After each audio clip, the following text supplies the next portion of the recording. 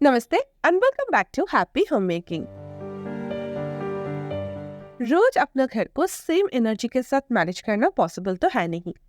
Life है, इसमें ups and downs तो जरूर रहेगा, है कि नहीं। कभी कभी तो ऐसे परेशानियां भी आ जाती है जिसका कुछ इमीडिएट सोल्यूशन हमें मिलती ही नहीं और हम उसके साथ ही कोप अप करने की कोशिश करते रहते हैं। लेकिन क्या है ना, कुछ simple home making tricks, discarded चीजों से बनाया गया सिंपल सा ऑर्गेनाइजर्स इन सारे प्रॉब्लम्स के एक्चुअल सोल्यूशन बन सकता है।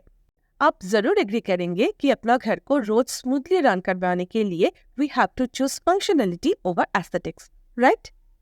तो चलिए आज इस वीडियो में भी शेयर करते हैं कुछ simple home making tips and tricks जो कि हमारे घरों को फंक्शनल बनाने में हमें हेल्प करेगा। वीडियो अगर अच्छा लगे तो इसे लाइक करना और चैनल पे अगर नए हैं तो चैनल को सब्सक्राइब करना बिल्कुल ना भूलें। Now let's get started.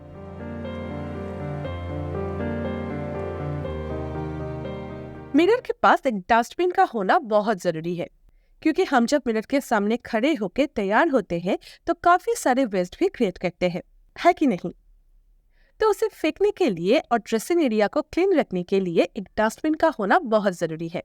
लेकिन हर एक ड्रेसिंग टेबल के पास एक प्रॉपर डस्टबिन रखने का स्पेस नहीं होता है।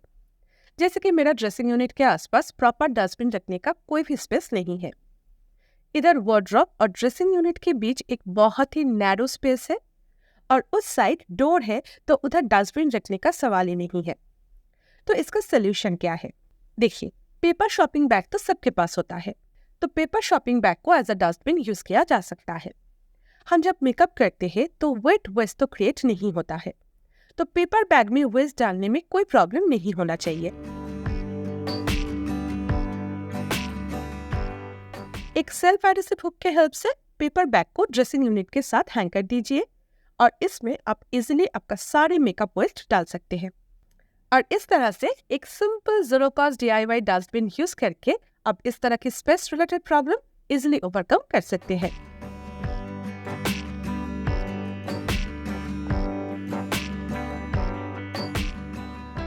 घर ऑर्गेनाइज करने के टाइम एक चीज के ऊपर जरूर ध्यान दें। जो चीज जहाँ पे ज्यादा यूज होता है उसे वहीं पे रखने की कोशिश करें। इससे काम आसान होता है, मेस भी इजीली क्रिएट नहीं होता। जैसे कि किचन में एक स्क्रू ड्राइवर रखने से लिड्स या फिर कुकवेयर्स के हैंडल्स फिक्स करना आसान हो जाता है। आपको उसे लेने के लिए यूटिलिटी तक नहीं जाना पड़ेगा।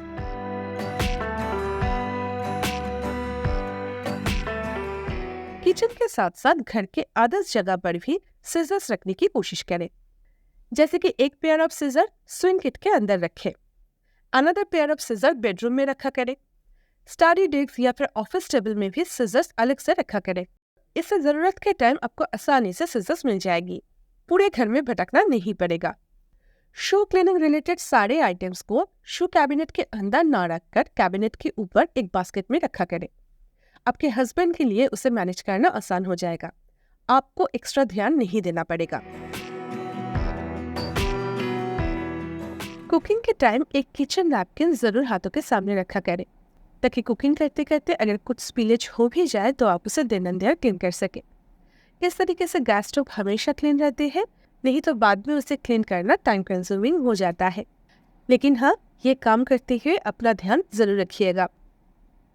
हर एक रूम में एक डस्टर जरूर रखा करें, ताकि अगर आपको कोई भी जगह गंदा दिखे आप उसे इजीली क्लीन कर सके।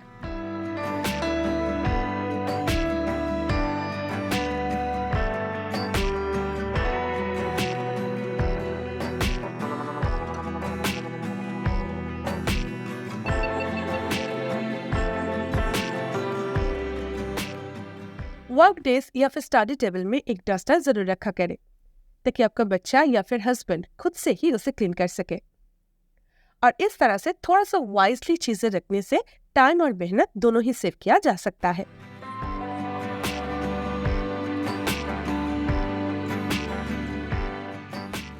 जीरो कॉस्ट वार्डरोब ऑर्गेनाइजर के हिसाब से पेपर स्टोरेज बैग काफी हैंडी होता है, लेकिन ये DIY ऑर्गेनाइजर ड्यूरेबल नहीं है। थोड़े ही दिन यूज करने के बाद वो फट जाता है। क्लोथ्स ऑर्गेनाइजर के हिसाब से पेपर शॉपिंग बैग यूज ना करके फैब्रिक शॉपिंग बैग यूज किया करें, क्योंकि ये कंपैरेटिवली ज्यादा ड्यूरेबल होता है और सबके घरों में कई तरीके की फैब्रिक शॉपिंग बैग्स मिल भी जाते हैं। इन सारे तरीके की बैग्स को एज अ ऑर्गेनाइजर यूज किया जा सकता है। इस तरह के बिग शॉपिंग बैग से कैसे ऑर्गेनाइजर बनाया जा सकता है वो तो मैं पहले ही शेयर कर चुकी हूँ। वीडियो लिंक नीचे डिस्क्रिप्शन बॉक्स में मिल जाएगा। लेकिन इस तरह का छोटा बैग से भी ऑर्गेनाइजर बनाया जा सकता है। चलिए देखते हैं कैसे। बैग को ऊपर से 2 बार फोल्ड कर लेना है, कुछ इस तरीके से।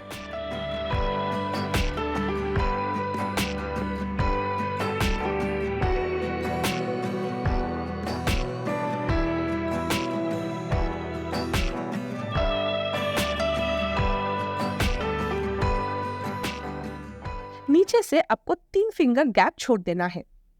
देखिए कितना अच्छा एक नैरो ऑर्गेनाइजर रेडी हो गया। नीचे का ये जो कॉर्नर है उसे अंदर की तरफ इस तरह से फोल्ड कर दीजिए।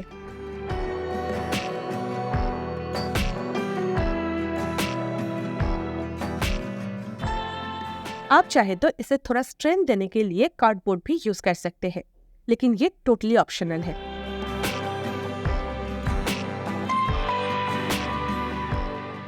इस तरह के ऑर्गेनाइजर नैरो स्पेस ऑर्गेनाइज करने के लिए बहुत ही यूजफुल होते हैं। इसमें आपके हस्बैंड का नया hankies, extra wallet, socks store किया जा सकता है। इस तरह के नैरो स्पेस के लिए रेडीमेड ऑर्गेनाइजर मिल पाना भी मुश्किल है, लेकिन ये जीरो कॉस्ट DIY ऑर्गेनाइजर आपकी प्रॉब्लम इजीली सॉल्व कर सकते हैं। इसमें बच्चे का extra pencil boxes, socks, waste कुछ भी स्टोर किया जा सकता है।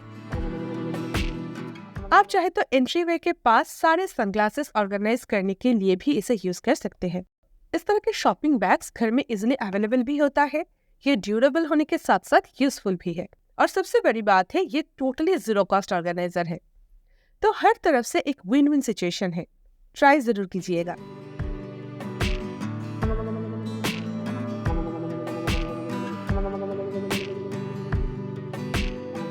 अप्लायंसेस के कॉर्ड्स ऑर्गेनाइज रखने के लिए इस तरह के कॉर्ड होल्डर रियली यूजफुल होता है, लेकिन इसका जो सेल्फ एडहेसिव ग्लू है वो उतना स्ट्रांग नहीं होता है।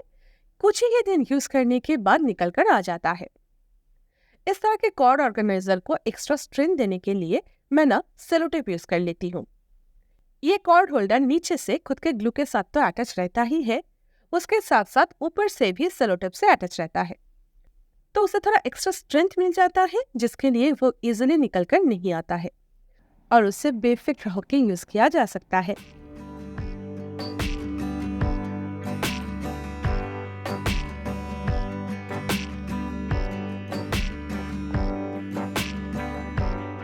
मैंने सारे अप्लायंसेस के साथ कॉर्ड होल्डर ऐसे ही लगा के रखा है। कॉर्ड भी आसानी से ऑर्गेनाइज हो जाता है और ग्लू के लिए परेशान भी नहीं होना पड़ता।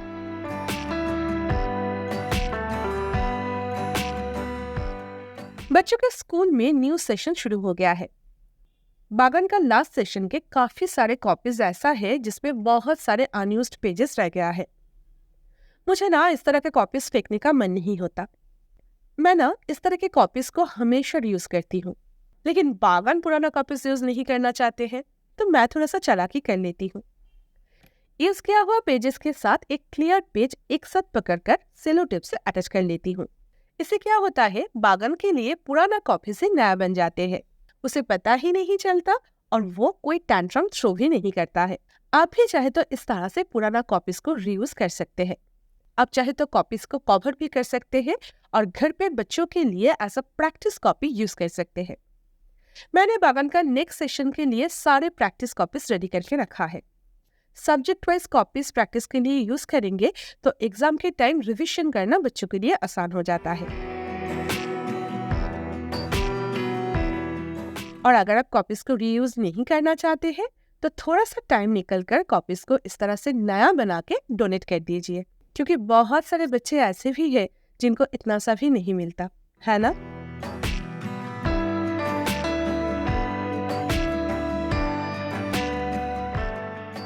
शिफॉन, जॉर्जेट, सिल्क जैसे साड़ीज हैंगर पे हैंग करना बहुत मुश्किल होता है, क्योंकि वो बार बार स्लिप हो जाते हैं। इसे रोकने का सबसे इजी उपाय है क्लिप्स यूज करना। क्लॉथ पिन या फिर बिग पेपर क्लिप्स दोनों ही यूज किया जा सकता है, लेकिन साड़ी को एक सर्टेन तरीके से फोल्ड करके भी आप शिफॉन सिल्क साड़ीज को स्लिप होने से रोक सकते हैं। पहले साड़ी को लंबा करके फोल्ड कर लीजिए, देन हैंगर रखकर साड़ी को ऊपर से 1/4 फोल्ड करना है। अभी साड़ी को नीचे से इस तरह से फोल्ड करना है।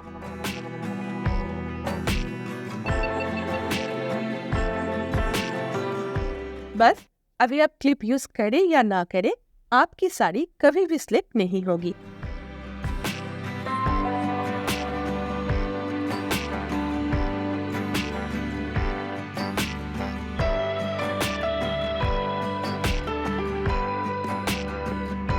उस दिन पौधे में पानी डालने के टाइम मैंने नोटिस किया कि मेरे जो हिबिस्कस प्लांट है उसमें मिलीबग अटैक हुआ है। समर के टाइम हिबिस्कस प्लांट्स पर इस तरह का मिलीबग अटैक बहुत ज्यादा होता है और एक बार इन्फेक्टेड हो जाए तो पौधे को बचाना ही मुश्किल हो जाता है। तो जब भी मैं मेरे पौधे में मिलीबग नोटिस करती हूँ, मैं तुरंत एक्शन लेती हूँ। एकदम घरेलू तरीके से ना मिलीबग को कंट्रोल किया जा सकता है। अगर आप भी हिबिस्कस के पौधे में मिलीबग का प्रॉब्लम फेस करते हैं तो एक इजी स्टेप फॉलो कीजिए। एक बॉटल में 1 लीटर के करीब पानी ले लीजिए। हैंड वॉश या फिर डिश लिक्विड जैसा माइल्ड डिटर्जेंट मिलीबग को हटाने में मदद करता है। पानी के साथ 5-6 ड्रॉप्स डिश लिक्विड ऐड कर लेना है, उसे अच्छे से मिक्स कर लेना है, देन पौधे में अच्छे से स्प्रे करना है। सोप वाटर मिलीबग के ऊपर का कोटिंग हटा के उसे मार डालता है। आसपास का पौधे में भी स्प्रे करना ना भूलें।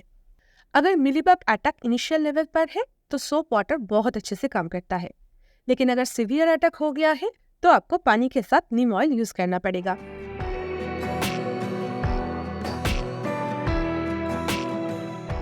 एनीवे, सोप वाटर से मिलीबग को हटाने के बाद पौधे को थॉरोली नॉर्मल पानी से वॉश करना ना भूलें।